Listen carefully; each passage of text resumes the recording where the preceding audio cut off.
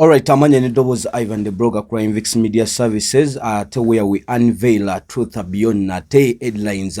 Lwaliro tugera kubanga twogera ku Alien Skin olwa achievement jafunye yamanyi okuva ku YouTube waliro oluvanyuma lw'okukona emitwalo 10 egy'abagoberezi mu kaseera akatono aka ebbanga almost mwaka gumu n'emyezi egigwamu.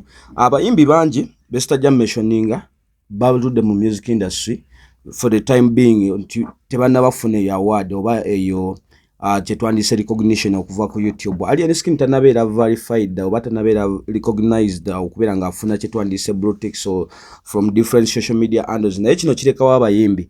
Alien Skin abadde so hard working whereby abantu bamwagadde mu period entono tewali actually tewali yamanya manyi Alien Skin je gava okubera nga ate yakuba ennyimba lumu 2-3 okubera ate za penetrating ne zituka bantu nga newe twogerera kati bantu bangi bebuuza Alien Skin wakozesa format ki okubera nga promoting ennyimba z'okubanga zituka bantu.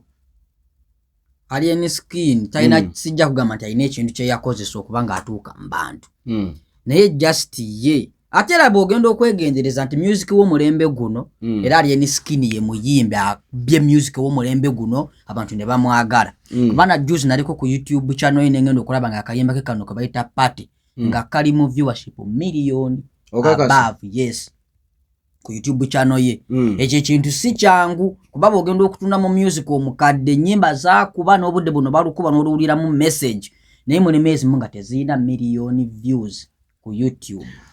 Tulowooze ku kinti golozanga gwe bana Uganda cause kino tugera kukyogera after this achievement okubeera nti Alien Skin yasobodde okubanga afuna eno silver award. Bayimbi bangi mu Uganda abagifunyeko naye sijja gamba nti mu budde bwe bumu Alien Skin bagifunidde. Yep, so tugera kwogera ku biki ebiremeseza abayimbi abenjawulo okubanga bafuna award ya YouTube because it is a special award, it is a special recognition okuva ku YouTube nti wegikuwa obeera recognized obeera kitegeeza you have acted big oba you have at least done something for the music industry mu ggwanga mwobeera oli. Olowooza bintu ki ebiremeseza abayimbi be Uganda abenjawulo abamaze ku YouTube emyaka egisukka mu 2 nga tebana kuweza subscription y'abantu mutwalo gumu. Olowooza biki ebibalemeseza okubanga bafune na award? Tebali focused. Tibo tunulira Alien Skin ali focused kubanga nze nsise following Alien Skin okuva lwe yajja Alien Skin alinga gravity omutujju nti yeekuumira nnyo mu mawulire okitegeera ate akola ekyo omuntu kye yeetaaga ebiseera ebisinga ngafa abavudde mu ghetto Alien Skin akola nnyo ekintu ekyo omuntu kye yeetaaga nti ate yeekuumira nnyo mu mawulire n'anyiiza omuntu naye buli lwanyiza omuntu ate abako gw'abasanyusizza kyova bantu kimukuumidde kyogamba kana akantu kakola whereby nyina we nawulira nali ku live ezimu eza TikTok omanyi tubaayo ku TikTok eyo tetukyebaka TikTok ennaku zino efuse TikTok etutwala speed nali ku live omu mentioning n'agamba nti that showbiz zipromotinga nnyo omuntu okusinga okukola ebirungi. Of course tugambe Alien Skin akola bibi. Alien Skin nanti nze ngambe buli lwakola ekibi ebiseera ebisinga yabeera ina sawa kati kangereze kugula vitu omuntu jo yavayo olumu n'agamba nti kiba kirungi omusajja n'okuba omukazi ndowooza gamolo agawulirako ate enkya n'avayo ne yeetonda okitegeera ekintu ekyo naye ate Alien Skin ye si kyalimu nti yagenda okujja omuzanyo gwabeera yagubaze dda nti kati kino kigenda kuntuusa wano okitegeera. Alien Skin naye abala atula ku board n'agamba kino nga ndaba ng'ebintu bye bigwa obugwi ebintu byanti ndaba biri abruptly bigwa bugwi nosanga nti ate kino kiri kiti ate kibe ate kinagwa kati kino wuna ali mu palace ate wuna ali mu budget avudde mu budget wuna ate wa bitex ebintu ebyo oloza setting abisetting ebintu ebyo yinza kubanga ta setting abisetting naye yengo omuntu seba na yategeera era so ye musajja ategeera nti omuuliriza nga agabana lisi asobola okumanya ekintu kati kino ekintu kyengendo okola kiina bwe kigenda okuntuusa kubanga singa byali bimuleetera obuzibu singa yabivaako dda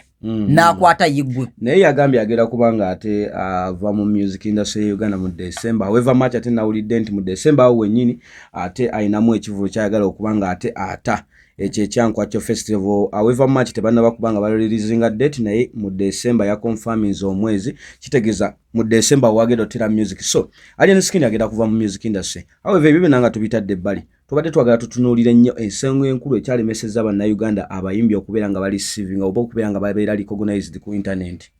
Anti kyogedde konti tebali focused.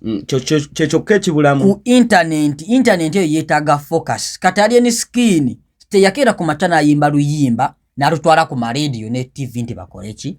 Ba promoting. Era bw'otunula Alien Skin ayitidde ku internet okuvaayo ffe okutandika omumanya tumutegedde ku internet. Tugambe TikTok has done more good than harm. Of course. Era kati ate olaba n'abayimbi bano abakadde.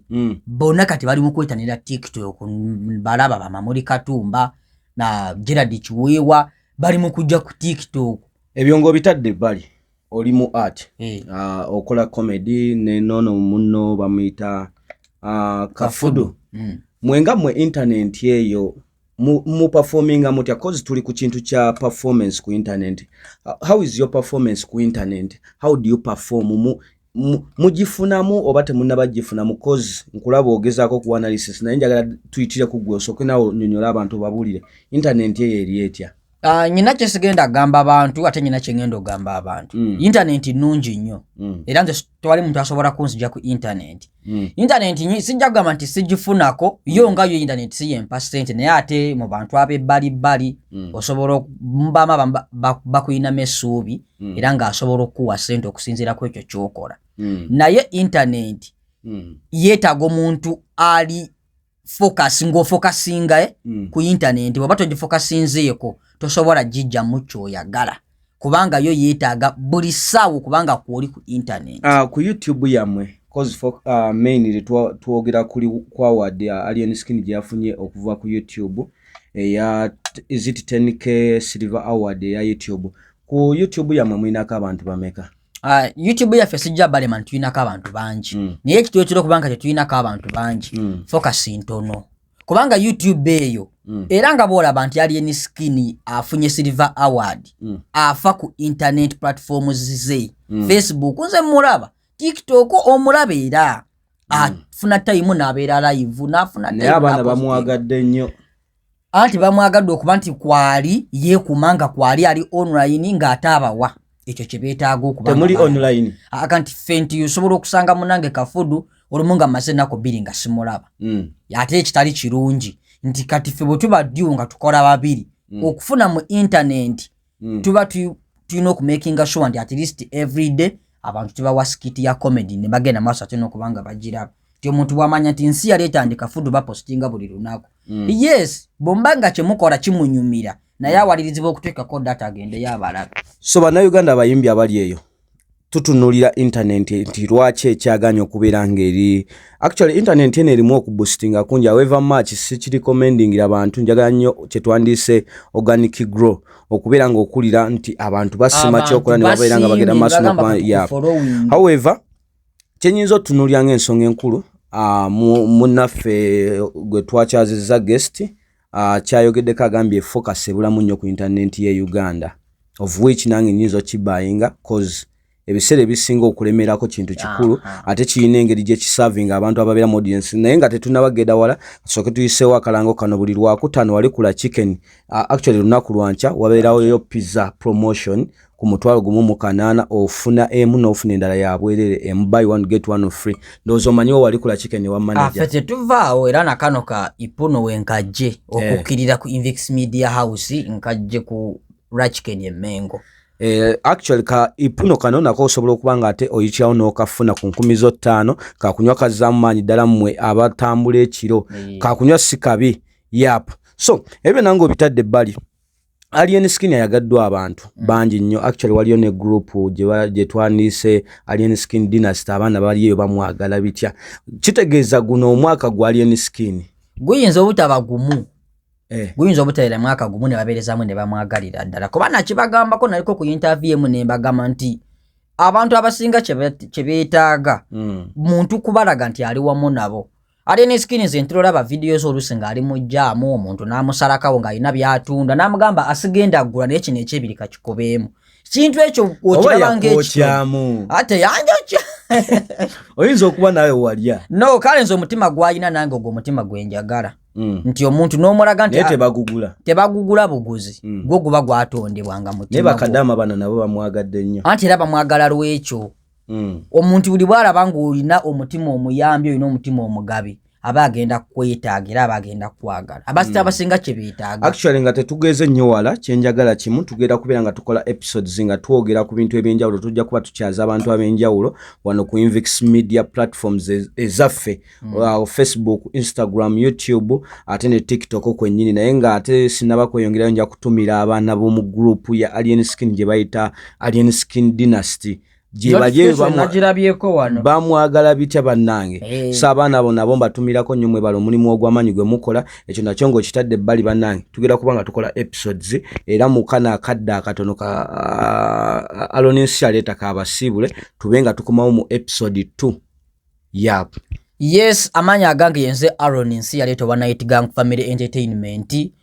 Basaba bana emongere okufollowinga Invix Media kubanga bamufollowinga omukulu ono nze ali eno wansi mba muntadeko ettaffaali ddene n'omulala ali ye mukono ali ejjinja nga yeetaaga okubeera owakabi so husband ali mukono we mukono mu husband yamaani mubeera mugaseko ettaffaali ly'amaanyi kufa abantu abatandika obutandisi kubanga ffe twategedde ekintu kimu internet era twetaaga ekintu kimu internet kumikutu gyamwe mukozesa mannya Night Gang Family Entertainment ate wonna yadde nti kati ku TikTok tukozesa nseetandika fudu naye era bw'osachinga Night Gang Family Entertainment bagyeta kubanga tukuba hashtag era video zaffe bogenda ziraba.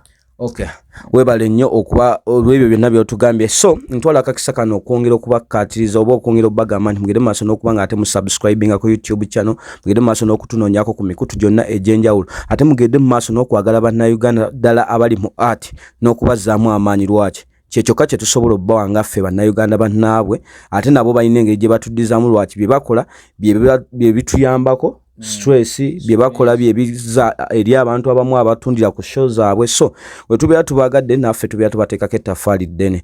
Invix Media Services where we unveil truth beyond headlines. Thank you. Stay tuned.